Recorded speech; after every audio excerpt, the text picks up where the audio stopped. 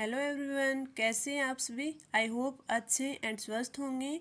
तो आज की हमारी जो क्लास रहने वाली है, आज की हमारी क्लास में हमारा टेस्ट नंबर रहने वाला है आपका 40वां। हमने अब तक 39 जो आपके टेस्ट है वो कर लिए हैं और काफ़ी अच्छे अच्छे क्वेश्चन है वो कवर किए हैं। आज का जो हमारा 40 नंबर टेस्ट रहने वाला है, इसमें अगर सिलेबस की बात करें तो सिलेबस में आपके राजस्थान जीके की बात करें तो उसमें आपके आर्ट एंड कल्चर में जो टॉपिक रहने वाला है वो है आपका मंदिर स्थापत्य के बारे में आज के क्वेश्चन रहेंगे। दूसरा, अगर राजस्थान की अगर ज्योग्राफी की बात करें तो एक टॉपिक आपका ज्योग्राफी का है, जिसमें आपका जो क्वेश्चन है वो जलवायु का रहने वाला है।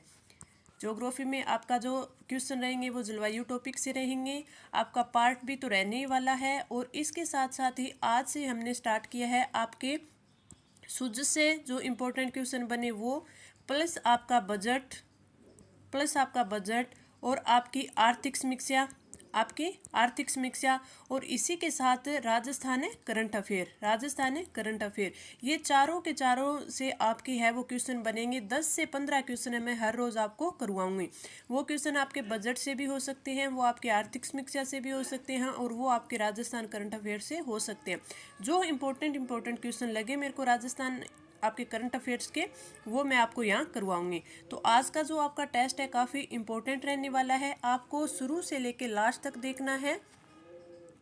आपके एग्ज़ाम के अब बहुत कम दिन है वो बचे हैं, तो आपको डीमोटिवेट है वो बिल्कुल नहीं होना है। अभी आपको बस रिवीजन करना है, साथ में जो आप टेस्ट करते हैं उनका सॉल्यूशन करना है। अब आप अगर टेस्ट करते हैं तो मेरे हिसाब से आप टेस्ट ना करें, आप सिर्फ उनका सॉल्यूशन करें। जैसे या तो आप कोई टेस्ट की क्लास लेते हैं, तो जैसे हमारी क्लास लेते हो आप, तो उसमें आप है वो टेस्ट की क्लास लें ताकि आपको उसका सॉल्यूशन का पता चल सके। और क्योंकि अब अगर आप टेस्ट करते हो तो आपका अगर क्वेश्चन गलत होता है तो आप डीमोटिवेट होते हो। तो आप अब ये करिए कि आप 3 से 4 दिन में एक टेस्ट ही लगाएं और उसका पूरा सॉल्यूशन करें और कम से कम गलती करने की कोशिश करें। आप ये सोच के करें कि जो मेरे को क्वेश्चन बिल्कुल ही नहीं आता मैं उसको करूँगा ही नहीं, जो मेरे को बिल्कुल राइट आते हैं मैं उन्हीं को करूँगा, ताकि आपकी जो गलत करने की है, नेगेटिव जाने की जो हैबिट है वो कम हो सके और आप एग्जाम में कम से कम है वो गलत क्वेश्चन करके आए, ताकि आप नेगेटिव में ना जाएं। तो अभी आपको माइंड पे कोई स्ट्रेस नहीं लेना है, बिल्कुल आराम से आपको जितना आपने पढ़ा है उसका रिवीजन करना है और अच्छे से एग्जाम तक आपका रिवीजन करते रहना है। तो चलिए आज की जो हमारी क्लास है वो स्टार्ट करते हैं। हमारा फर्स्ट क्वेश्चन है राजस्थान ज्योग्राफी का। राजस्थान का मरुस्थल विश्व के इन्हीं अक्षांशों में स्थित अन्य मरुस्थलों से सर्वथा भिन्न है। यहाँ मरुस्थलीकरण प्रक्रिया के संबंध में क्या अवधारणा स्टिक है। यह सूखे के कारण प्रारंभ होती है, यह हृदय स्थल से प्रारंभ व प्रसारित होती है, यह शुष्क क्षेत्रों से प्रारंभ व प्रसारित होती है, यह अतिचारण, अतिहलन, निर्वनीकरण तथा मृदा व जल के अनुचित प्रबंधन के कारण प्रभाव व प्रसारित होती है। तो आपका राइट आंसर हो जाएगा ऑप्शन है फोर्थ। जो राजस्थान का मरुस्थल है वो, हाँ, ये इन्हीं अक्षांशों में जो मरुस्थल रहते हैं उनसे भिन्न होता है। क्यों होता है? क्योंकि इसमें अतिचारण की समस्या होती है, इसमें मृदा अपर्दन की, जल अपर्दन की, ये सारी भी होती हैं। तो इसमें अनुचित प्रबंधन होने के कारण है इसका प्रसार हो रहा है। तो आपका राइट आंसर हो जाएगा ऑप्शन है फोर्थ। आगे बढ़े, हमारा जो अगला क्वेश्चन है, राजस्थान नगरपालिका अधिनियम 2009 की किस धारा में अपराध करने के प्रयत्न के लिए दंड का प्रावधान है। किसके लिए? अपराध करने के प्रयत्न के। अगर हम अध्याय 12 क की बात करें, तो इसमें अगर धाराएं देखें तो धाराएं 297 धाराएं हैं वो 297 क से लेकर 297 जय तक दी हुई है। तो ये आपके क्वेश्चन है वो अध्याय 12 क में दिया हुआ है। कौन से में? धारा 297 ख में। धारा 297 ख है, उसमें क्या दिया है? उसमें दिया गया है कि अपराध करने के प्रयत्न के लिए, अगर अपराध नहीं किया और उसका प्रयत्न भी कर रहे हैं तो उसके लिए दंड होगा। यदि कोई व्यक्ति है इस अध्याय के अधीन किसी भी अपराध को करता है या फिर करवाता है तो वह उस अपराध के लिए उपबंधित दंड से दंडनीय होगा। जो आपके अध्याय 12 क है उसमें जो आपकी धारा 297 क से 297 जय दी हुई है। अगर हम क की बात करें तो क में तो दिया गया है कि संपत्ति के विरूपण के लिए जो पेनल्टी लगेगी वो। ख की बात करें, ख की बात हमने अभी कर ही ली कि क्या होगा, अपराध करने के लिए अगर कोई प्रयत्न कर रहा है तो प्रयत्न के लिए भी दंड दिया जाएगा। अगर हम ग की बात करें गय की करें तो कोई अपराध करने के लिए जो दंड होगा, यानी जो बहकाने वाला, अगर कोई बेकार है और बेकारने के बाद है वो अपराध करवा रहा है, यानी दुष्प्रेरक के लिए दंड दिया जाएगा। यानी किसी को प्रेरित कर रहा है, बेकार है कि हाँ ये दंड कर, तो उसके लिए भी है वो दंड दिया जाएगा। और अगर घय की बात करें 297 घय की बात करें तो 297 घय में है जो लेखन आदि को मिटाने की शक्ति है वो दी गई है। लेखन आदि को मिटाने की शक्ति, यानी कि जो आपके 297 कै पढ़ा था उसमें हमने देखा कि जो संपत्ति के विरूपण के लिए पेनल्टी है। विरूपण कैसे, मान लीजिए कोई व्यक्ति है, कोई लोक दृश्य के अंतर्गत कोई आने वाली जो संपत्ति है उसको क्या करता है, विरूपित करता है, यानी उन पे थूकता है या फिर उन पे पेशाब करता है, पैम्पलेट आदि पोस्टर आदि उस पर चिपकाता है। किसी भी कोई अधिभोगी है उसके नाम या पते पर कोई है वो उस पर कोई पेंट कर देता है या फिर कोई और किसी भी चीज़ से उनको विरूपित करता है। तो वो जो विरूपित की गई है उन चीज़ों में जो लिखा हुआ है उसे मिटाने की शक्ति है वो किसके पास है, वो 297 घय में दी हुई है कि नगर पालिका उसे बिना प्रभाव डाले, उस पर प्रतिकूल प्रभाव डाले उसे मिटा सकती है, या फिर नगर पालिका या फिर उसका कोई भी प्राधिकृत व्यक्ति। ठीक है, फिर अगला हम बात करें अड़े की, कि अड़े में क्या दिया हुआ, तो इसमें जो अपराध का समन है यानी कम करने की शक्ति दी हुई है कि अड़े में अपराध को है वो कम किया जा सकता है, किसके द्वारा, नगर पालिका के द्वारा, या फिर नगर पालिका द्वारा कोई अपराधीकृत व्यक्ति है उसके द्वारा। आगे इसमें आता है चय। चय में दिया हुआ है संरक्षण। क्या दिया हुआ है, चय में दिया गया है संरक्षण की किसी स्थानीय प्राधिकारी या व्यक्ति के द्वारा इस अध्याय के अधीन है वो अच्छी भावनाओं या फिर लोकहित में किए गए कार्य या कार्यवाही के लिए सरकार ऐसे व्यक्ति पर किसी भी वाद या अभियोजन यानी कोई भी कार्यवाही नहीं करेगी, उसका संरक्षण करेगी। आपके 200 अगर 97 की बात करें कि 6 में क्या दिया हुआ है, तो उसमें दिया हुआ है कि अध्याय का अन्य विधियों पर अध्यारोही होना। अगला जय में क्या दिया हुआ है, जय में दिया हुआ है परिभाषाएं दी गई है, जैसे विरूपण है तो विरूपण को क्या बोलेंगे, संपत्ति है तो संपत्ति किस किस चीज़ को संपत्ति बोलेंगे। जो हमने 297 में कै में बोला कि लोक दृश्य वाली या लोक स्थान वाली, तो वो लोक स्थान किस किस के लिए आएगा, लोक दृश्य किस लिए आएगा। जो हमने अभी इसमें पढ़ा 297 घय में पढ़ा कि जो लेखन है, लेखन आदि को मिटाने यानी लेखन किस चीज़ को कहा जाएगा, तो ये सारी जो परिभाषाएं हैं वो 297 जय में दी हुई है। तो ये आपकी क्या है, आपका अध्याय 12 क्या है, जो मैंने आपको अच्छे से एक बार फिर रिवीजन करवा दिया है। और एक आधे क्वेश्चन आगे मैं और लेके आई हूँ जिससे आपका और अच्छे से इसका रिवीजन हो जाएगा। इस क्वेश्चन का राइट आंसर ऑप्शन डी। आगे बढ़े, हमारा अगला क्वेश्चन है, निम्न को सुमेलित कीजिए और नीचे दिए गए कूटों में उत्तर चुनिए। यानी इस साइड पर्यटक क्षेत्र दिए हुए, इस साइड स्थान दिए हुए और हमें इनका मिलान करना है। सबसे पहला है सोनी जी की नस्या। सोनी जी की नस्या, अगर इसकी बात करें तो ये कहाँ स्थित है, ये अजमेर में स्थित है, यानी ए में थर्ड हो जाएगा।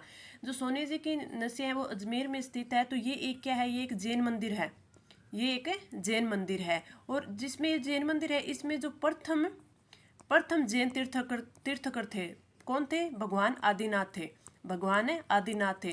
तो भगवान आदिनाथ के जो केवल ज्ञान की प्राप्ति की जो रचनाएं हैं वो कहाँ पे है, सोनी जी की नसिया में है। दूसरा है लोहागढ़ किला। लोहागढ़ किला है वो भरतपुर दुर्ग को कहा गया, तो इसमें बी में क्या आ जाएगा, फर्स्ट आ जाएगा। लोहागढ़ दुर्ग भरतपुर के दुर्ग को कहा गया। इसका अगर निर्माण की पूछ ले तो किसने करवाया था, महाराजा सूरजमल ने करवाया था। महाराजा सूरजमल ने लोहागढ़ दुर्ग का निर्माण करवाया गया था, जिसे भरतपुर के दुर्ग के नाम से भी जाना जाता है। तो बी में क्या आ गया, फर्स्ट आ गया। ए में थर्ड है और बी में क्या है, बी में आपका फर्स्ट है। आगे चंद्र महल की बात करें तो चंद्र महल है वो कहाँ पे है, चंद्र महल है ये जयपुर में स्थित है। जो आपका सिटी प्लेस है उसमें सबसे प्रमुख महल है वो कौन सा है, चंद्र महल है, यानी आपका सी में क्या आ जाएगा, फोर्थ आ जाएगा। और अगर जूनागढ़ किले की बात करें कि जूनागढ़ किला है वो कहाँ पे है, तो वो है बीकानेर में, तो आपका इसमें क्या आ जाएगा, डी में आ जाएगा, 2 आ जाएगा। चंद्र महल की अगर बात करें तो ये तो हमने देख लिया कि चंद्र महल है वो जयपुर में स्थित सिटी पैलेस का प्रमुख महल है। और ये कितना है, 7 मंजिला है, 7 मंजिला है। अगर इसके निर्माण की बात करें कि इसका निर्माण है वो किसने करवाया था, तो इसका निर्माण है वो जय सिंह द्वितीय ने करवाया था, जय सिंह द्वितीय ने करवाया था। चंद्र महल जो कि जयपुर के सिटी पैलेस में स्थित है का निर्माण है वो जय सिंह द्वितीय ने करवाया। 7 मंजिला इमारत है, यानी 7 मंजिला है। अगर हम बात करें जूनागढ़ बीकानेर के दुर्ग की, यानी जो जूनागढ़ है वो बीकानेर के दुर्ग को कहते हैं, और इसका निर्माण वो किसने करवाया था, महाराजा राय सिंह ने करवाया था। महाराजा राय सिंह ने करवाया था। तो आपके ए में आ जाएगा थर्ड, ए में थर्ड है वो किसी में नहीं दिया, यानी ऑप्शन में मिस प्रिंट है, आप ये मान लीजिए। बी में क्या दिया हुआ है, ए दिया हुआ है, इसी में है बी में ए। सी में आपका क्या आ जाएगा, 4 आ जाए, सी का 4, और डी का आपका आ जाएगा 2, डी का आ जाएगा 2। तो आप चाहे ये मान लीजिए, इसमें कर लीजिए, किसी में थर्ड कर लीजिए, वही आपका राइट आंसर हो जाएगा। आगे बढ़े, हमारा अगला क्वेश्चन है कि अनुजा पोर्टल का संबंध है वो किससे है। सेवानिवृत्त सैनिकों व उनके परिजनों को पेंशन संबंधित जानकारी हेतु, SC/ST की लक्ष्य प्रक्रिया को सरल बनाने हेतु, स्वास्थ्य संबंधित परामर्श हेतु, गंग नहर में पानी की उपलब्धता की ऑनलाइन जानकारी हेतु। तो आपका राइट आंसर कौन सा हो जाएगा, अनुजा पोर्टल है वो SC/ST की लक्ष्य प्रक्रिया को सरल बनाने हेतु चलाया गया। तो आपका राइट आंसर हो जाएगा ऑप्शन 2। अगर हम देखें कि सेवानिवृत्त सैनिकों व उनके परिजनों को पेंशन संबंधी जानकारी हेतु कौन सा पोर्टल चलाया गया, तो ये पोर्टल है स्पर्श पोर्टल। स्पर्श पोर्टल आपको ये अच्छे से याद रखने, क्योंकि क्या पता एग्जाम में इनसे पूछा जाए। तो सेवानिवृत्त सैनिकों व उनके परिजनों को पेंशन संबंधी जानकारी हेतु कौन सा चलाया गया, ये चलाया गया स्पर्श पोर्टल। अगला SC/ST की लक्ष्य प्रक्रिया को सरल बनाने हेतु अनुजा पोर्टल। अगर अगले की बात करें स्वास्थ्य संबंधित परामर्श हेतु कौन सा चलाया गया, तो ये है आपका ई संजीवनी ऐप। ई संजीवनी ऐप, ई संजीवनी ऐप है वो 13 अप्रैल 2020 से चलाया गया और स्वास्थ्य संबंधित परामर्श के लिए चलाया गया था। 13 अप्रैल 2020 से चलाया गया और स्वास्थ्य संबंधित परामर्श हेतु चलाया गया। गंग नहर में पानी की उपलब्धता की ऑनलाइन जांच हेतु जानकारी हेतु, तो इसकी बात करें तो ये है संदेश ऐप। ये कौन सा है, संदेश ऐप है। संदेश ऐप है वो गंग नहर में पानी की उपलब्धता की ऑनलाइन जानकारी के लिए 13 अप्रैल 2022 से चलाया गया। 13 अप्रैल 2022 से चलाया गया। तो आप जितने भी ये इंपॉर्टेंट पोर्टल या ऐप हैं उनको एटलीस्ट इतना याद रखिए कि कौन सा है वो किससे संबंधित है, क्योंकि एग्जाम में काफ़ी बार है ये पूछ लिया जाता है। तो इस क्वेश्चन का राइट आंसर ऑप्शन 2। आगे बढ़े, हमारा अगला क्वेश्चन है कि निम्न में से राजस्थान के किस जिले में बांका पट्टी फैली हुई है। भीलवाड़ा, नागौर, चूरू और सीकर। तो आपका राइट आंसर हो जाएगा ऑप्शन 2, नागौर में। बांका पट्टी है वो नागौर और अजमेर में फैली हुई है। इसे कुब्बड़ पट्टी भी बोला जाता है। इसे क्या बोला जाता है, बांका पट्टी बोल दे या कुब्बड़ पट्टी बोल दे। ये नागौर एवं अजमेर के जिलों में फैली हुई है। अजमेर के जिलों में फैली हुई है। क्यों, क्योंकि जो ये क्षेत्र है नागौर का जो क्षेत्र है उसमें फ्लोराइड जो पानी है ना वहाँ का, जो वहाँ पे फ्लोराइड की मात्रा है वो अत्यधिक है। पानी में फ्लोराइड की मात्रा है वो अत्यधिक होने के कारण मनुष्य के दांत भी पीले हो जाते हैं। साथ में है जो इनकी हड्डियाँ हैं वो भंगूर हो जाती हैं। फ्लोराइड के अधिक मात्रा के कारण है वो हड्डियाँ भंगूर हो जाती हैं और फिर मुड़ने लग जाती है, जिससे कमर है वो झुक जाती है। और उसी को क्या बोलते जाता है, कमर झुकने के कारण यानी जो कुब्बड़ से निकल जाती है, तो इस पट्टी को कुब्बड़ पट्टी बोला जाता है या फिर बांकी पट्टी बोला जाता है। कहाँ पे है, नागौर अजमेर में फैली हुई। कारण क्या है कि यहाँ के पानी में फ्लोराइड की मात्रा है वो अधिक है। तो राइट आंसर हो जाएगा ऑप्शन 2। आगे बढ़े, हमारा अगला क्वेश्चन है कि राजस्थान नगरपालिका अधिनियम 2009 के अध्याय संपत्ति के विरूपण का निवारण में लेखन आदि को मिटाने की शक्ति किसे दी गई है। अभी हमने पीछे बात की थी कि जो आपका अध्याय 12 क है उसमें धारा 297 की बात की गई है, जिसमें 297 क से लेकर ज तक उसमें बात की गई है। तो जो 297 क है उसमें बात कही गई है कि संपत्ति के विरूपण का जो निवारण है या नियमन है वो किस में है, आपके 297 क में है। तो उसमें दिया हुआ होगा कि लेखन आदि को मिटाने की शक्ति है वो दी गई है। और आपके लेखन आदि को मिटाने की शक्ति यानी लेखन किस में दिया हुआ था, कौन सी धारा में दिया हुआ था, धारा घ में दिया हुआ। 297 घ है उसमें दिया है कि लेखन आदि को मिटाने की शक्ति। इसने पूछा किसे दी गई है, नगरपालिका द्वारा नियमित प्राधिकार, कोई भी व्यक्ति या फिर मुख्य कार्यकारी अधिकारी। तो आपका राइट आंसर हो जाएगा ऑप्शन डी, क्योंकि जो लेखन मिटाने की शक्ति है वो नगरपालिका या फिर नगरपालिका द्वारा प्राधिकृत कोई भी व्यक्ति हो उसे दी गई है।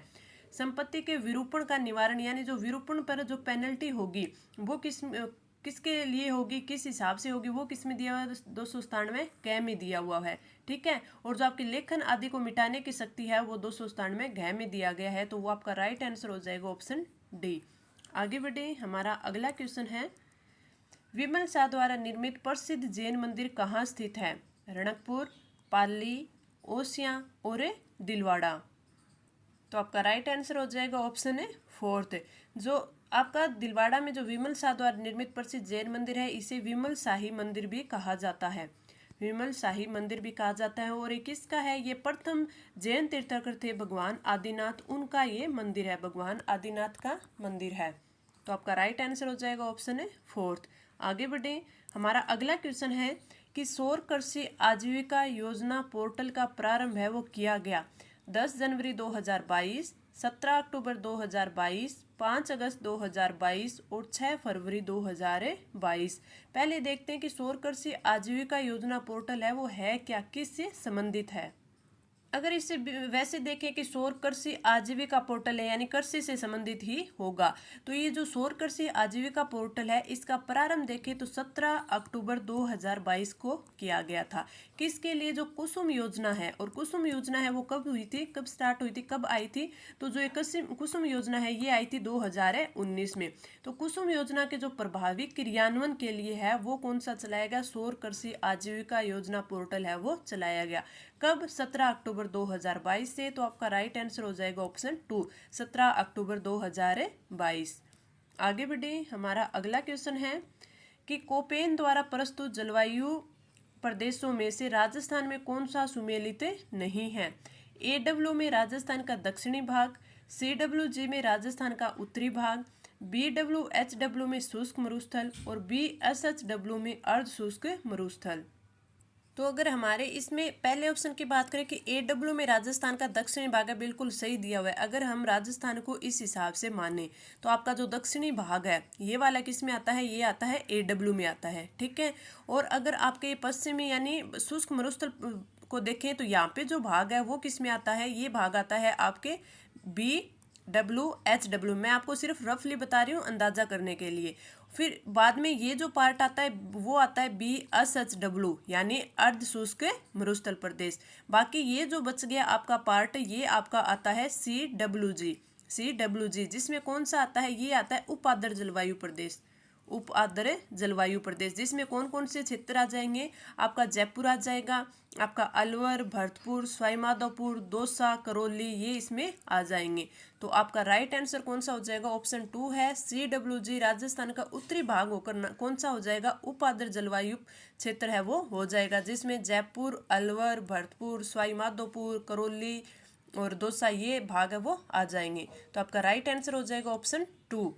आगे बढ़े, हमारा अगला क्वेश्चन है कि राजस्थान नगरपालिका अधिनियम 2009 की धारा 297 जय में लेखन के अंतर्गत किसे रखा गया है?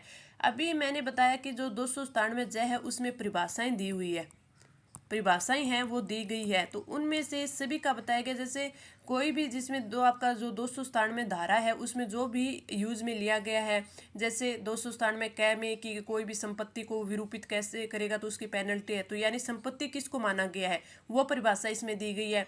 लेखन किसको माना है वो परिभाषा इसमें दी गई है। लोक दृश्य क्या होता है वो परिभाषा इसमें दी है। तो जो सारी की सारी परिभाषाएं हैं वो 297 जय में दी हुई है। उसमें लेखन की परिभाषा दी हुई है कि स्टेंसिल द्वारा किया गया कोई भी अलंकरण है वो लेखन कहलाएगा, अंशारांकन है वो भी लेखन कहलाएगा, कोई भी सजावट की गई है वो भी लेखन कहलाएगा। तो आपका राइट आंसर हो जाएगा ऑप्शन डी। ये तीनों की तीनों चीज़ है ये लेखन के अंतर्गत आएगी। तो राइट आंसर ऑप्शन डी। आगे बढ़े, हमारा अगला क्वेश्चन है कि सूची फर्स्ट को सूची सेकंड से मिलान करना है। पर्यटक स्थल और इस साइड स्थिति दी हुई है। 84 खंभों की छतरी की बात करें तो ये आपकी कहाँ पड़ती है? ये पड़ती है आपके बूंदी में, यानी ए में आपका हो जाएगा फोर्थ हो जाएगा। दौलत बाग की बात करें, दौलत बाग आपका कहाँ पड़ता है? ये पड़ता है आपका अजमेर में। तो आपका बी में क्या हो जाएगा? थर्ड हो जाएगा। लालगढ़ की बात करें तो ये आपके बीकानेर में है, तो आपका सी में फर्स्ट हो जाएगा। और अगर जग मंदिर की बात करें तो ये आपके उदयपुर में है, यानी आपका डी में क्या हो जाएगा? आपका सेकंड हो जाएगा। तो नीचे जो कूट दिया हुआ होगा उसमें ये कूट जो ऑप्शन में दिया हुआ होगा वो आपका राइट आंसर हो जाएगा। अब अगर हम इन ऑप्शंस की और बात करें कि जैसे 84 खंभों की छतरी है तो इसका जो निर्माण है वो बूंदी के शासक, यानी कहाँ पे है? बूंदी में। बूंदी के शासक राव अनिरुद्ध द्वारा अपने जो धा भाई देवा थे उनकी स्मृति में 1683 में करवाया गया था। 1683 ईस्वी में करवाया गया था। उसके बाद अगर दौलत बाग की बात करें तो जो दौलत बाग है ये अजमेर में जो आना सागर झील है, आना सागर झील है उसके पास है, वो दौलत बाग का निर्माण है वो करवाया गया है। किसके द्वारा करवाया गया? ये करवाया गया था जहांगीर के द्वारा। अकबर के पुत्र जहांगीर के द्वारा इसका दौलत बाग का निर्माण करवाया गया था। आगे बढ़े, अगले अगर लालगढ़ पैलेस की बात करें तो लालगढ़ पैलेस है वो बीकानेर की जो आपका जूनागढ़ दुर्ग है उसमें है, ये लालगढ़ पैलेस है। इसका निर्माण है वो जो बीकानेर के महाराज गंगा सिंह थे, महाराज है वो गंगा सिंह जी थे, उनके द्वारा करवाया गया था। किसके लिए करवाया गया था? इनके पिताजी लाल सिंह की स्मृति में इन्होंने इसका निर्माण है वो करवाया था। तो लालगढ़ पैलेस है वो जूनागढ़ दुर्ग में बीकानेर में स्थित है। निर्माण गंगा सिंह जी ने करवाया था। किसकी स्मृति में? अपने पिता लाल सिंह की स्मृति में करवाया था। अगर हम बात करें जग मंदिर की तो जग मंदिर का जो निर्माण है वो पिछोला झील के किनारे करवाया गया था। पिछोला झील के किनारे जो मेवाड़ के महाराणा कर्ण सिंह थे उन्होंने तो जो इसका जो निर्माण है वो प्रारंभ भी किया था, यानी काम करवाना स्टार्ट किया था, लेकिन ये कंप्लीट वो करवा नहीं पाए। जिसके जो इनके बेटे थे जगत सिंह फर्स्ट थे, उन्होंने इसका निर्माण है वो कंप्लीट करवाया था। और एक ही पिछोला झील में एक जगत निवास भी है, ये जग मंदिर है, एक जगत निवास भी है। अगर उसका पूछ ले कि जगत निवास महल का निर्माण है किसने करवाया था तो वो जगत सिंह सेकंड ने करवाया था। तो ये भी आप थोड़ा ध्यान रखिएगा। तो आपका राइट आंसर हो जाएगा जो नीचे एक कूट दिया हुआ होगा वो। आगे बढ़े, मैं कोशिश करती हूँ कि जितना भी आपका जो ऑप्शन में जितना दिया हो इसके आसपास का जितना भी मैटर वो आप तक प्रोवाइड हो सके, यानी आपको उसके बारे में बताया जा सके, ताकि आपका जो इसके आसपास भी कोई भी क्वेश्चन बने वो भी बिल्कुल सही हो जाए। आगे बढ़े, हमारा अगला क्वेश्चन है कि स्काउट गाइड राष्ट्रीय जनजाति महोत्सव है वो कहाँ मनाया गया? भरतपुर में, बीकानेर हाउस दिल्ली में, बांसवाड़ा में और डूंगरपुर में। तो आपका राइट आंसर कौन सा हो जाएगा? स्काउट गाइड राष्ट्रीय जनजाति महोत्सव है ये बनाया गया आपके बांसवाड़ा में। तो राइट आंसर ऑप्शन सी। अब जो कई बार महोत्सव होते हैं इनसे रिलेटेड काफी बार क्वेश्चन पूछ लिए जाते हैं, या तो पर्यटन स्थल पर्यटक जो आपका विभाग है उसके द्वारा जो महोत्सव बनाए जाते हैं उससे भी क्वेश्चन पूछा जाता है, और दूसरा जो अभी हाल ही फिलहाल में जो करवाए जाते हैं करंट के हिसाब से आपसे क्वेश्चन पूछा जा सकता है। तो ये तो बांसवाड़ा में तो बनाया गया स्काउट गाइड राष्ट्रीय जनजाति महोत्सव। अगर हम बात कर ले कि भरतपुर में कौन सा बनाया गया तो जो वृज होली महोत्सव वो कहाँ बनाया गया? वो बनाया गया था भरतपुर में। अगर बीकानेर हाउस दिल्ली की बात करें तो यहाँ पे राजस्थान उत्सव बनाया गया। अगर हम बात करें डूंगरपुर की तो डूंगरपुर में वागड़ महोत्सव बनाया गया। तो ये इनका भी आपका रिवीजन हो गया। इस क्वेश्चन का राइट आंसर ऑप्शन 3। आगे बढ़े, हमारा जो अगला क्वेश्चन है कि पश्चिमी राजस्थान में न्यून वर्षा के लिए उत्तरदायी मूल अंशदायी कारण क्या है? वृष्टि छाया प्रदेश में क्षेत्र की अवस्थिति, अति उष्ण स्थल खंड पर दक्षिण पूर्वी आर्द्रतावाही हवाओं का आकस्मिक प्रवेश, और भारतीय मानसून का प्रक्रिया तंत्र, और अरावली पर्वत श्रेणी की दिक् स्थिति। यानी इसने पूछा है कि न्यून वर्षा के लिए जो मूल अंशदायी कारण यानी जो प्रमुख कारण है वो कौन सा है? तो वो है आपका ऑप्शन 4, अरावली पर्वत श्रेणी की दिक् स्थिति। अगर हम अरावली की बात करें तो अगर अरावली की स्थिति देखें हमारे राजस्थान में तो अरावली की स्थिति है वो कहाँ से है? इस साइड ये अरावली की स्थिति है, यानी दक्षिण पश्चिम में अरावली की स्थिति है वो उत्तर पूर्व की ओर है। तो जो अरब सागर से जो आने वाली जो दक्षिण पश्चिमी मानसूनी पवनी है वो इसके समांतर चली जाती है, क्योंकि ये स्थिति ऐसी है तो इसके समांतर चली जाएगी, जिससे जो वर्षा है यानी मानसूनी पवनी है वो यहाँ किसी से टकराएगी नहीं, तो उत्तरी भाग में आगे बढ़ जाएगी और यहाँ पे वर्षा है वो नहीं होगी, यानी जो पश्चिमी राजस्थान है वो सूखा रह जाएगा, बहुत ही कम मात्रा में है यहाँ पे वर्षा होगी। साथ में अगर बंगाल की खाड़ी की होने वाली जो मानसूनी पवनी है अगर उनकी बात करें तो वो इस साइड से आएंगे तो यहाँ पे जो गंगा और यमुना का जो मैदान है तो उसको पार करके आएंगे, तो यानी वहाँ पर आर्द्रता है वो कम हो जाएगी, यहाँ से आएगी तो आर्द्रता है वो कम हो जाएगी, क्योंकि यहाँ पे गंगा यमुना का जो मैदान है वहाँ पे बारिश कर देगी, तो यहाँ तक आते हुए अरावली पर्वतालय के बीच में पड़ने के कारण है वो आगे नहीं जा पाएगी, यानी आपका जो बंगाल की खाड़ी का जो मानसून आएगा इसके सामने है वो जो अरावली पर्वतमाला की जो आपकी स्थिति है वो फिर इसे पश्चिमी भाग में वृष्टि छाया प्रदेश है वो उत्पन्न कर देगी। यानी बंगाल की खाड़ी को यहाँ टकराएगी, आगे जाने नहीं देगी। तो जो दक्षिणी भाग है उसमें तो वर्षा हो जाएगी, लेकिन आगे जो पश्चिमी भाग है उसमें वृष्टि छाया प्रदेश होने के कारण वो फिर सूखा हो जाएगा और शुष्क व गर्म जलवायु क्षेत्र रह जाता है। तो जो राज्य के दक्षिणी पश्चिमी भाग में अरावली के अधिक ऊंची एवं क्रमबद्ध होने के कारण यहीं पर है वो अधिक बारिश हो जाती है। तो इसलिए जो मूल अंशदायी कारण है वो कौन सा है कि अरावली पर्वत श्रेणी की दिक् स्थिति। तो आपका राइट आंसर ऑप्शन है फोर्थ है। जितना मुझसे पॉसिबल हो सकता है मैं आपको सोचती हूँ कि हाँ आपको समझ आ जाए बिल्कुल आसान तरीके से, इसलिए मैं आपको ऐसे समझाने का प्रयास करती हूँ। आगे बढ़े, हमारा अगला क्वेश्चन है कि राजस्थान नगरपालिका अधिनियम 2009 के अध्याय संपत्ति के विरूपण का निवारण, ये कौन सा अध्याय आपका अध्याय 12 क है। ठीक है, के अंतर्गत धाराओं को सही सुमेलित कीजिए। सही सुमेलित कीजिए, सूची फर्स्ट और सूची सेकंड, इस साइड धाराएं और इस साइड इनके अंतर्गत जो चीजें आती हैं वो बताई गई हैं। धारा 297 ग है, तो धारा 297 ग है उसमें क्या दिया हुआ है, उसमें दिया हुआ है दुष्प्रेरक के लिए दंड, तो आपका ए में आ जाएगा 2। आगे बात करें कि धारा 297 अड़े में क्या दिया गया है, तो अपराध का शमन करने की शक्ति यानी अपराध को कम करने की शक्ति है वो किस में है, धारा 200 अड़े में दिया हुआ है।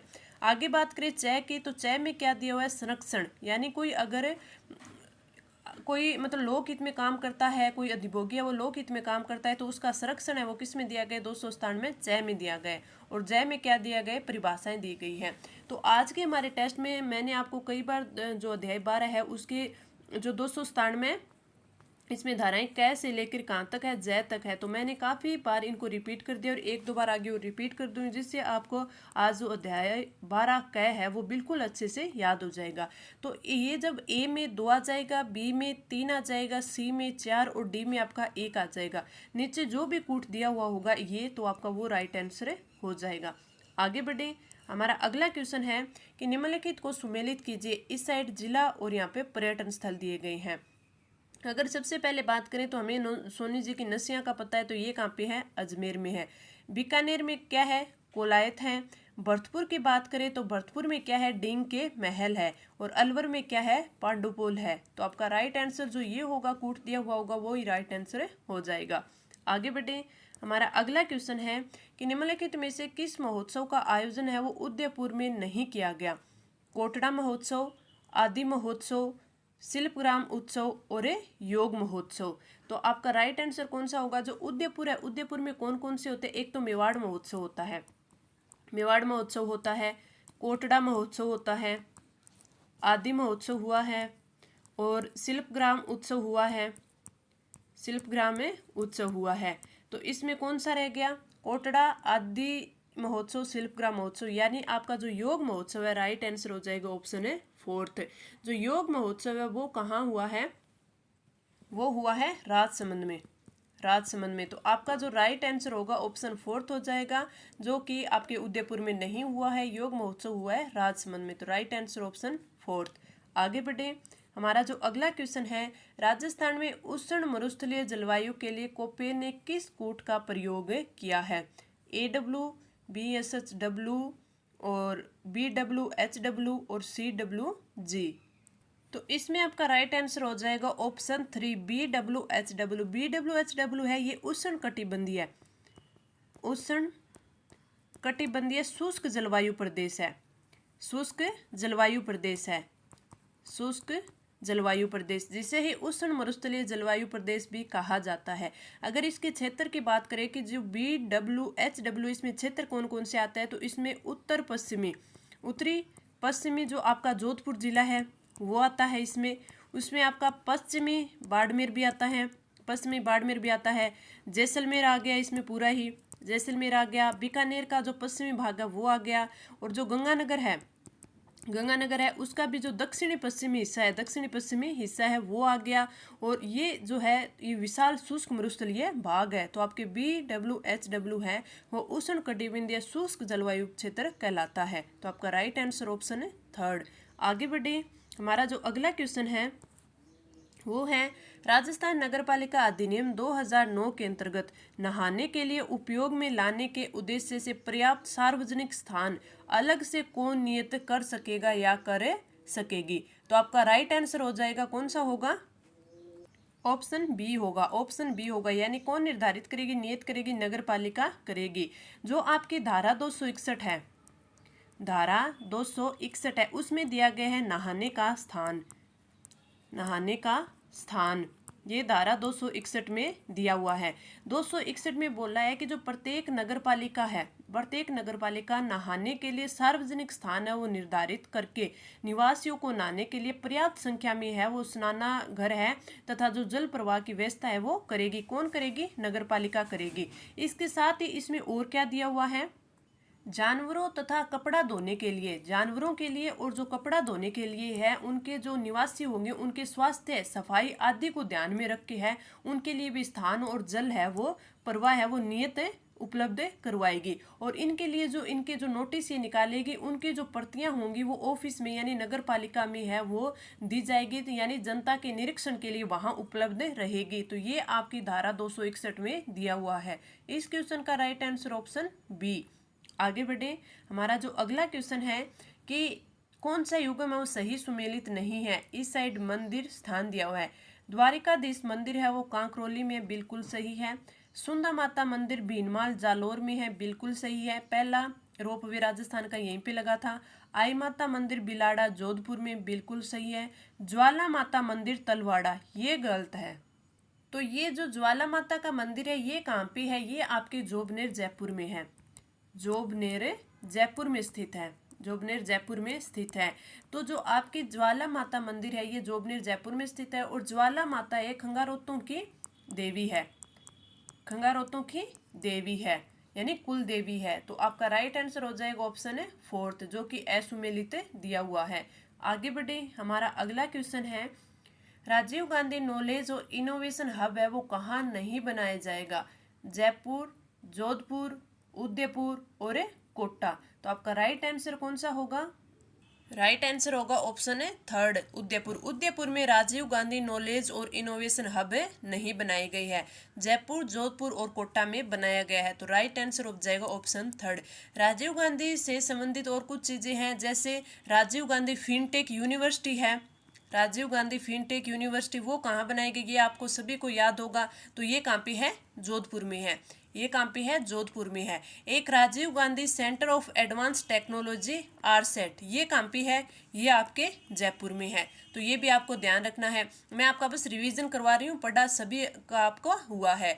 एक राजीव गांधी शहरी ओलंपिक खेल, शहरी ओलंपिक खेल, इसमें आपसे क्या पूछा जा सकता है, इसमें पूछा जा सकता है कि राजीव गांधी शहरी ओलंपिक खेल है उनमें कितने खेल है वो शामिल किए गए हैं। तो शहरी खेल में तो 7 खेल शामिल किए गए हैं। और ये अगर आपको ये पूछ ले कि राजीव गांधी ग्रामीण ओलंपिक खेल है, ग्रामीण ओलंपिक खेल है उसमें कितने जो खेल है वो शामिल किए गए हैं, तो उसमें 6 खेल है वो शामिल किए गए हैं। राजीव गांधी खेल रत्न अवार्ड है वो भी स्टार्ट कर दिया गया है, खेल रत्न अवार्ड।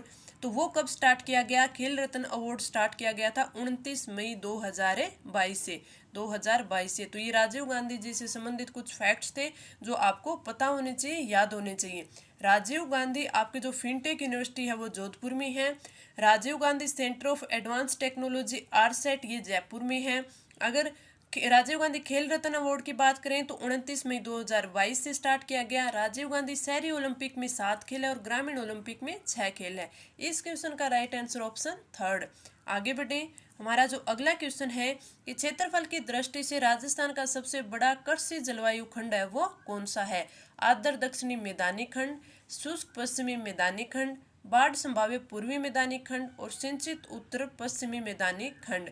अगर कृषि जलवायु खंड की बात करें तो ये कितनी है, 10 और काफ़ी इंपॉर्टेंट है, हर एग्जाम में 1 से 2 पूछे जाते हैं आपसे। इस साइड है ये कृषि जलवायु खंड दे देंगे, इस साइड जिला या क्षेत्र दे देंगे, उनका मिलान करवा लेंगे। या फिर आपसे पूछ लेंगे सबसे बड़ा कौन सा है, दूसरा सबसे बड़ा कौन सा है, सबसे छोटा कौन सा है, ये पूछ सकते हैं। या फिर इसमें और क्वेश्चन कैसे बन सकता है, जैसे आपको ऑप्शन में दे देंगे कि आर्द्र दक्षिणी मैदानी खंड में कौन कौन से जिले सम्मिलित हैं, या फिर कौन सा जिला सम्मिलित है, नीचे 4 ऑप्शन दे देंगे। तो इस प्रकार कई प्रकार से आपके क्वेश्चन फॉर्मेशन इस टॉपिक पर किया जा सकता है। अगर इसके राइट आंसर की बात करें हम, तो वो होगा राइट आंसर ऑप्शन 2, शुष्क पश्चिमी मैदानी खंड, शुष्क पश्चिमी मैदानी खंड। अब इसको शुष्क पश्चिमी मैदानी खंड भी दिया जा सकता है, और उसको और क्या बोला जा सकता है, इसको बोला जा सकता है अत्यधिक शुष्क सिंचित, अत्यधिक शुष्क आंशिक सिंचित, आंशिक सिंचित, सिंचित पश्चिमी मैदानी क्षेत्र, सिंचित पश्चिमी मैदानी क्षेत्र। और वैसे इसे क्या बोला जाता है, फर्स्ट से। ये सब सर्वाधिक बड़ा क्षेत्र, बड़ा ये आपका कृषि जलवायु खंड है। अगर इसमें जिलों की बात कर ले कि इसमें जिले कौन कौन से आते हैं, तो इसमें सबसे बड़े जिले जैसलमेर आ गया, आपका बीकानेर आ गया, और आपका चूरू आ गया। तो सबसे बड़ा जो क्षेत्र है कृषि जलवायु खंड है वो अत्यधिक शुष्क आंशिक सिंचित पश्चिमी मैदानी क्षेत्र बोल दे, फर्स्ट सी बोल दे, या फिर शुष्क पश्चिमी मैदानी खंड बोल दे, एक ही है। इसमें क्षेत्र कौन कौन सा है, इसमें क्षेत्र है जैसलमेर, बीकानेर और चूरू। और यहाँ पे जो औसत वर्षा बोली जाती है, औसत वर्षा वो कितनी है, 100 से 350 मिलीमीटर। अगर आपसे पूछ ले कि सेकंड यानी दूसरा सबसे बड़ा कौन सा है, सेकंड बड़ा कौन सा है, तो वो आता है आपका शुष्क मैदानी पश्चिमी क्षेत्र, शुष्क मैदानी पश्चिमी क्षेत्र ये आता है। और इसमें कौन कौन से जिले आते हैं, इसमें बाड़मेर जिला आता है, बाड़मेर आता है, और जोधपुर जिले का कुछ हिस्सा आता है, जोधपुर जिले का कुछ हिस्सा आता है। तो ये आपका सबसे बड़ा है। अगर आपसे सबसे छोटा पूछ ले तो सबसे छोटा है आपका आर्द्र दक्षिणी मैदानी खंड, आर्द्र दक्षिणी मैदानी खंड, जिसे क्या बोला जाता है, फोर्थ बी बोला जाता है। अगर इसमें क्षेत्र पूछ ले तो इसमें आपके बांसवाड़ा, डूंगरपुर और उदयपुर व चित्तौड़गढ़ का कुछ भाग आता है। तो ये आपका सबसे छोटा है। इस क्वेश्चन का राइट आंसर मान ले, आपका राइट आंसर होगा ऑप्शन 2। इसके जो 10 के 10 जलवायु खंड है वो मैं आपको टेलीग्राम ग्रुप पर प्रोवाइड करवा दूंगी, तो आप उसे 2-3 बार रिवाइज कर लीजिएगा। इस क्वेश्चन का राइट आंसर ऑप्शन 2। आगे बढ़े, हमारा अगला क्वेश्चन है कि राजस्थान नगरपालिका अधिनियम 2009 के संबंध में सत्य विकल्प का चयन करें। इस अधिनियम की धारा 262 कलुषित जल से संबंधित है, बिल्कुल सही है। कोई व्यक्ति जल स्रोत गंदा करता है तो उसके करने पर उसे 1000 से 2000 के जुर्माने से दंड दिया जाता है, दंडित किया जाता है, ये भी बिल्कुल सही है। तो आपका राइट आंसर हो जाएगा ऑप्शन फर्स्ट और 2 यानी बी। 1 और 2 दोनों सही है, क्योंकि जो धारा 262 है उसमें कलुषित जल से संबंधित है। आगे बढ़े, हमारा अगला क्वेश्चन है कि मंदिर दिए हुए हैं, जिला दिए हुए हैं, इनमें हमें इनका मिलान करना है और नीचे जो कूट दिया हुआ होता है उसको भरना होता है। लेकिन इसमें ये पूछा है कि कौन सा सुमेलित है, सुमेलित करना है, यानी इसमें से एक इनको सुमेलित करना, यही है कि हमें इनको मिलान करना है। सबसे पहले बात करें हम कामेश्वर महादेव जी की। जो कामेश्वर महादेव मंदिर है, इनका जो पाली जिले के अहुआ गांव है, पाली जिले का अहुआ गांव है, वहां पे स्थित है। तो कामेश्वर महादेव कहाँ में, पाली में, तो यानी ए में आ जाएगा डी। अब बात करें शीतलेश्वर महादेव जी। शीतलेश्वर महादेव मंदिर है, ये कहाँ पे है, ये झालावाड़ में है। और झालावाड़ में कहाँ पे है, झालावाड़ में ये चंद्रभागा नदी के तट पर है, चंद्रभागा नदी के तट पर है। और आपने पढ़ा होगा कि राज्य का जो तिथि युक्त दिवालियों का सबसे प्राचीन है वो कौन सा है, ये शीतलेश्वर महादेव मंदिर है। तो इससे क्वेश्चन एक ये भी बन सकता है कि राज्य के तिथि युक्त दिवालियों में सबसे प्राचीन है वो कौन सा है, वो है चंद्रभागा नदी के तट पर शीतलेश्वर महादेव मंदिर, यानी बी में आपके सी हो जाएगा। पिपला माता बात करें या फिर पिपलाद माता की बात करें तो ये पिपाड़ शहर जोधपुर में है। तो इसमें आपका क्या हो जाएगा, आपका सी में आ जाएगा बी। और नीलकंठ महादेव है वो कहाँ पे है, अलवर में, सरिस्का में। तो इसका राइट आंसर हो जाएगा आपका ए में आ जाएगा आपका डी, बी में सी, और सी में बी, और डी में आपका ए आ जाएगा। तो ये नीचे कूट होगा वो राइट आंसर हो जाएगा। आगे बढ़े, हमारा अगला क्वेश्चन है बालिका चेतना जागृति अभियान किस जिले में संचालित किया गया है। आपके जो अभियान है इसमें ये भी काफ़ी है और इसमें से 15 से 16 जो अभियान है वो काफ़ी इम्पोर्टेंट है। अगर बालिका चेतना जागृति अभियान की बात करें, कहाँ संचालित किया गया है, जैसलमेर, जालोर, अलवर और नागौर। तो ये आपके किया गया है जालोर में संचालित। तो बालिका चेतना जागृति अभियान है, ये जालोर में संचालित हुआ। अगर जैसलमेर की बात करें तो जैसलमेर में जैसाण शक्ति अभियान, जैसाण शक्ति अभियान है वो संचालित किया गया था। आगे हम अलवर की बात करें तो अलवर में कई है, जैसे स्वस्थ बेटी अभियान, स्वस्थ बेटी अभियान। एक आपने पढ़ा होगा उजास अभियान, उजास अभियान। सक्षम अलवर अभियान, सक्षम अलवर अभियान। अब ये सक्षम अलवर अभियान है, इसमें तो अलवर का नाम ही दे दिया गया, तो हमें पता चल गया कि ये अलवर का है। तो अलवर के 3 इंपॉर्टेंट है। सक्षम बेटी अभियान है, स्वस्थ बेटी अभियान है वो कहाँ का है, बानासुर अलवर का। उजास अभियान की बात करें तो वो भी अलवर का है, और सक्षम अलवर अभियान है वो भी अलवर का है। अगर नागौर की बात करें तो नागौर में जो अभियान चलाया गया वो है प्रकाश अभियान, प्रकाश अभियान। तो प्रकाश अभियान कहाँ का है, वो है अलवर में चलाया गया, सॉरी नागौर में चलाया गया। तो आपका प्रकाश अभियान नागौर से। बालिका चेतना जागृति अभियान की बात करें तो आपका ऑप्शन 2 जालोर में। आगे बढ़े, हमारा अगला क्वेश्चन है, गर्मियों में माउंट आबू का तापमान है वो राजस्थान के अन्य स्थानों की तुलना में कम रहता है क्योंकि राजस्थान में माउंट आबू के समुद्र तट से दूरी सर्वाधिक है। नहीं। माउंट आबू में मानसूनी हवाओं का प्रभाव अधिक होता है। नहीं, ये भी नहीं होगा। माउंट आबू उच्चतर ऊंचाई पर अवस्थित है। हाँ, ये बिल्कुल सही है। आपका ऑप्शन होगा राइट ऑप्शन 3, जो कि माउंट आबू है वो ऊंचाई पर, उच्चतम ऊंचाई पर स्थित है, और जैसे जैसे ऊंचाई पर जाते हैं तो आपका जो तापमान होता है वो कम होता जाता है। इसलिए अगर सर्वाधिक गर्मी होती है उसी टाइम भी माउंट आबू में इतनी गर्मी नहीं होती। लेकिन जब अगर सर्दियों की बात करें तो जो इसका सर्दियों में इसका जो जमाव बिंदु होता है, जमाव बिंदु है वो 0 डिग्री से भी नीचे चला जाता है। तो वो क्यों होता है, वो उच्चतर ऊंचाई के कारण होता है। तो राइट आंसर हो जाएगा आपका ऑप्शन 3। आगे बढ़े, हमारा अगला क्वेश्चन है कि राजस्थान नगरपालिका अधिनियम 2009 के अनुसार नगरपालिका क्षेत्र में नया तालाब या जलाशय बनाने के लिए किसकी पूर्व अनुमति जरूरी है। नगरपालिका की, राज्य सरकार की, कलेक्टर की, और आपके केंद्र सरकार की। तो आपका राइट आंसर हो जाएगा ऑप्शन ए नगरपालिका की। नगरपालिका की अगर कोई नया जलाशय बना रहे, तालाब बना रहे तो उसके लिए पूर्व अनुमति जरूरी है नगरपालिका की। तो आपका राइट आंसर हो जाएगा ऑप्शन ए। आगे बढ़े, हमारा जो अगला क्वेश्चन है, होप सर्कस के नाम से जाना जाने वाला स्मारक कहाँ स्थित है। अजमेर में, ब्यावर में, अलवर में और उदयपुर में। तो आपका राइट आंसर कौन सा हो जाएगा, राइट आंसर हो जाएगा ऑप्शन 3 अलवर में। होप सर्कस है वो कहाँ पे है, अलवर में। तो राइट आंसर ऑप्शन 3। आगे बढ़े, हमारा अगला क्वेश्चन है कि एक पौधा सुपोषित बेटी अभियान, एक पौधा सुपोषित बेटी अभियान है वो कहाँ से संबंधित है, किस जिले में चलाया गया।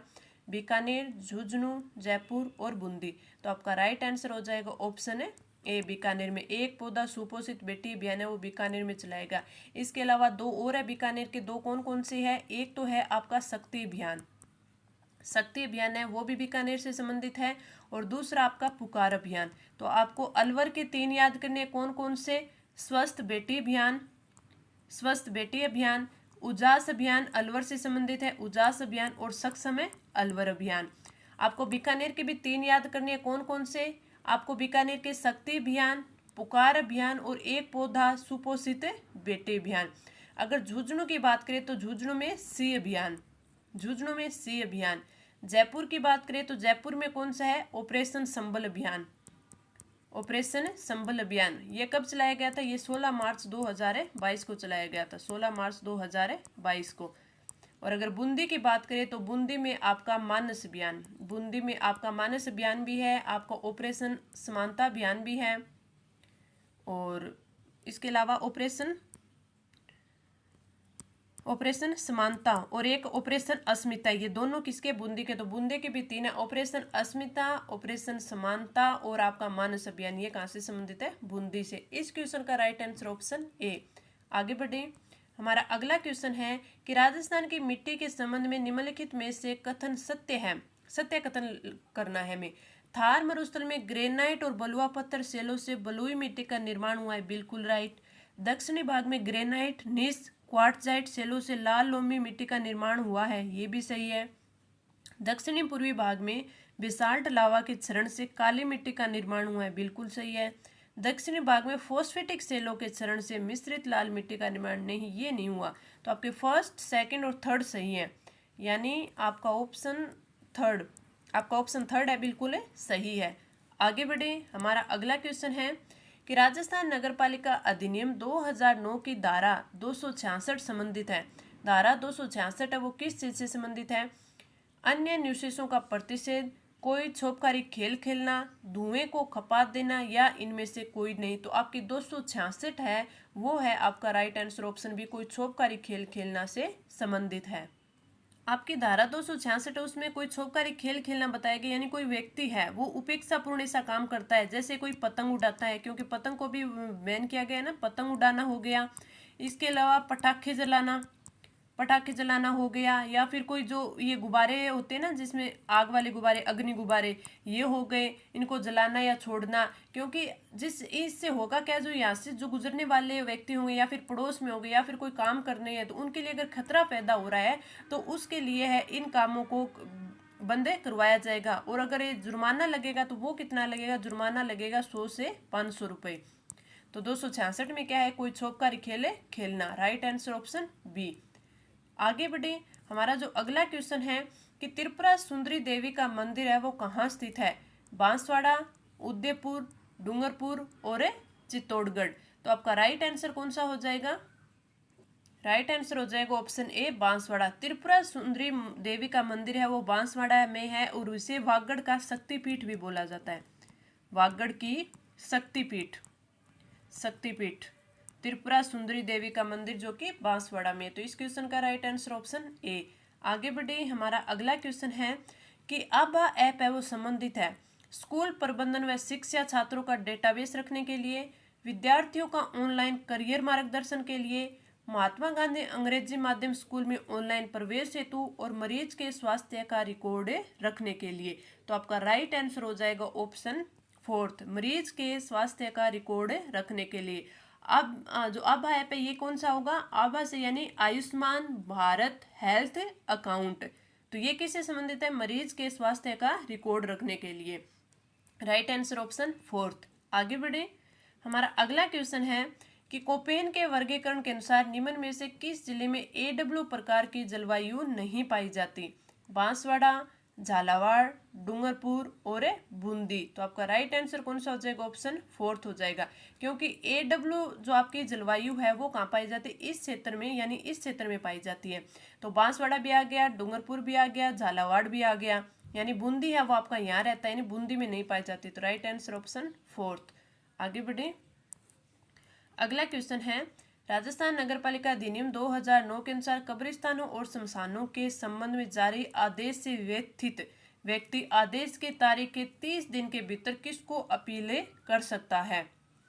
मुख्य नगरपालिका अधिकारी को, राज्य सरकार को, उच्च न्यायालय को या फिर कलेक्टर को। तो आपका राइट आंसर हो जाएगा ऑप्शन डी, कलेक्टर को है वो अपील कर सकता है। और ये बात आपकी धारा 276 में कही गई है, धारा 276 में बताई गई है। तो आपकी जो धारा 276 है, धारा 276 में कब्रिस्तानों और शमशानों के संबंध में सख्ती है वो दी गई है। उसमें क्या बोला गया है कि अगर नगरपालिका की सीमा है, नगरपालिका की सीमा या उससे 1 किलोमीटर के भीतर में, 1 किलोमीटर के भीतर में कोई कब्रिस्तान है या फिर शमशान भूमि है, ठीक है, तो उसके लिए कोई निदेशक या जो जन स्वास्थ्य अधिकारी होता है, जन स्वास्थ्य अधिकारी या फिर जिला चिकित्सा एवं स्वास्थ्य अधिकारी है, ये प्रमाणित कर दे कि ये जो आपके नगरपालिका की सीमा के अंदर या 1 किलोमीटर के भीतर है और ये वहाँ जो लोग रहते हैं उनको लिए खतरा उत्पन्न कर रहा है, तो ऐसी बात होने पर तो नगरपालिका किसी अन्य स्थान पर यह व्यवस्था कर देगी। अन्य स्थान पर है वो व्यवस्था करने के बाद एक सार्वजनिक नोटिस है वो निकालेगी, और उस नोटिस के निकालने के बाद है ये जो 1 किलोमीटर के अंदर या नगरपालिका की सीमा के पास जो आपके शमशान है या फिर कब्रिस्तान है उसको बंद करवाने का आदेश है वो जारी कर देगी। और जो इसे बंद करवाएगी, और बंद करवाने के बाद भी है कोई, यदि कोई व्यक्ति है वो शव को दफनाता है, शव को या दफनाता है या फिर जलाता है तो उसके लिए फिर जुर्माना लगेगा, और वो जुर्माना होगा 1000 रुपये से 2000 रुपये का। ये चीज़ें किस में दी गई है? 276 में दी गई। साथ में भी इसमें ये बोला गया है कि जो नगरपालिका द्वारा किए गए किन्हीं आदेशों से अगर कोई व्यक्ति व्यथित होता है तो वो 30 दिवस के भीतर है वो कलेक्टर को अपील करेगा, और इस अपील को किसी भी न्यायालय में चुनौती नहीं दी जा सकती। तो ये सभी बातें किसमें? धारा 276 में है। इस क्वेश्चन का राइट आंसर ऑप्शन डी। आगे बढ़े, हमारा जो अगला क्वेश्चन है वो है खजुराहो मंदिर समूह के बारे में निम्न में से कौन सा कथन है वो सही है? चंदेल राजवंश के राजाओं द्वारा निर्मित, बिल्कुल सही। परमार राजवंश के द्वारा नहीं। भारतीय शिल्पकला की नागर शैली में निर्मित है, बिल्कुल सही। 9वीं सदी में निर्मित कोट का उपयोग कर, नहीं। तो इसके क्या हो गए, फर्स्ट और थर्ड सही है, यानी ए और 3 सही है, ए और सी, यानी ऑप्शन थर्ड सही होगा आपका। ए और सी इसका सही है, तो राइट आंसर हो जाएगा ऑप्शन थर्ड। आगे बढ़े, हमारा अगला क्वेश्चन है, इंदिरा महिला शक्ति उड़ान योजना है वो कब प्रारंभ की गई थी? 19 दिसंबर 2021 को, 9 मार्च 2022 को, 9 सितंबर 2022 को और 19 नवंबर 2020 को। तो आपका राइट आंसर हो जाएगा 19 दिसंबर 2021 को। Right answer option A. Indira महिला शक्ति उड़ान योजना है वो 19 दिसंबर 2021 को शुरू की गई थी, 19 दिसंबर 2021 को। अगर इंदिरा शक्ति ऐप की बात करें तो इंदिरा शक्ति ऐप है, इंदिरा शक्ति ऐप, तो ये आपका स्टार्ट हुआ था, ये स्टार्ट हुआ था 9 मार्च 2022 को, लेकिन इंदिरा महिला शक्ति उड़ान योजना 9 दिसंबर 2021। Right answer option A. आगे बढ़े, हमारा अगला क्वेश्चन है, राजस्थान में न्यूनतम दैनिक तापांतर कौन से महीने में पाया जाता है? जनवरी एवं फरवरी में, मई एवं जून में, जुलाई एवं अगस्त में और अक्टूबर एवं नवंबर में। तो आपका राइट आंसर हो जाएगा ऑप्शन थर्ड, जुलाई एवं अगस्त में। जुलाई एवं अगस्त में है वो न्यूनतम दैनिक तापांतर है पाया जाता है, तो राइट आंसर ऑप्शन थर्ड। आगे बढ़े, हमारा अगला क्वेश्चन है कि राजस्थान नगरपालिका अधिनियम 2009 के संबंध में असत्य विकल्प चुनना है। इस अधिनियम के धारा 277 में शवों को ले जाने का विनियम दिया हुआ है, हाँ बिल्कुल सही है, दिया हुआ है। नगरपालिका सार्वजनिक नोटिस द्वारा ऐसे मार्ग विहित कर सकेगी केवल उन्हीं मार्गों से विभिन्न कब्रिस्तानों या शमशान भूमियों में शव को ले जाया जा सकेगा, ये भी बिल्कुल सही है। तो जो आपकी धारा 277 है, 277 में बोला गया है कि शवों को ले जाने का विनियमन 277 में है। उसमें बोला गया है कि जो नगरपालिका है वो सार्वजनिक नोटिस जारी करके कोई भी जो विभिन्न कब्रिस्तान है वो या शमशान भूमि है उनके लिए जो शवों को ले जाने के लिए जो मार्ग है वो निर्धारित कर सकेगी। ये किस में दिया हुआ है? धारा 277 में। उसमें बोला गया है कि ये जो मार्ग निर्धारित किया गया है, अगर इस पे नहीं ले जाके कोई अलग किसी और मार्ग से शव ले जाया जाता है तो उस पे जुर्माना लगेगा, जुर्माना लगेगा। और वो जुर्माना कितना होगा? 1000 से 2000 रुपये का होगा, 1000 से 2000 रुपये का होगा। यानी आपकी दोनों बातें सही कही हुई है। इसने पूछा असत्य कथन, तो आपका राइट आंसर हो जाएगा ऑप्शन डी, न तो एक और न बी असत्य, यानी दोनों ही सत्य है, तो राइट आंसर ऑप्शन डी। आगे बढ़े, हमारा अगला क्वेश्चन है, यानी नेक्स्ट और लास्ट क्वेश्चन, ज्ञान संकल्प पोर्टल का संबंध है विद्यालय में दान हेतु, महाविद्यालय के छात्रों हेतु, आवेदन प्रक्रिया को सरल बनाने हेतु और ITI के विद्यालयों के लिए अध्ययन सामग्री हेतु। तो आपका राइट आंसर हो जाएगा ऑप्शन फर्स्ट, ज्ञान संकल्प पोर्टल है। ज्ञान संकल्प पोर्टल है, ये 5 अगस्त 2017 को शुरू किया गया था और ये विद्यालय में दान देने हेतु है। अगर महाविद्यालय के छात्रों हेतु पूछे तो ये आपका ज्ञान दूत है, ज्ञान दूत 2.0 पोर्टल जो महाविद्यालय के छात्रों हेतु है। तो इस क्वेश्चन का राइट आंसर हो जाएगा ऑप्शन है एक। अगर आपसे पूछ ले कि IIT के विद्यालयों के लिए अध्ययन सामग्री हेतु, ये आपका कौशल दर्पण ऐप है, कौशल दर्पण ऐप है, दर्पण ऐप है। तो ये मैंने जो आपको इंपॉर्टेंट क्वेश्चन लगे वो 39 इंपॉर्टेंट क्वेश्चन करवाए हैं और उसके साथ ही बहुत ज़्यादा एक्स्ट्रा में आपको फैक्ट्स बताए हैं ताकि आपका रिवीजन है बहुत अच्छे से हो जाए, यानी आपका टाइम वेस्ट 1 मिनट भी ना हो। तो आपकी क्लास कैसी लगी आप कमेंट करके नीचे ज़रूर बताएं। अच्छी लगी अपने फ्रेंड्स के साथ शेयर करें। अब हम अगले क्लास में नए मैटर के साथ मिलते हैं, तब तक के लिए धन्यवाद।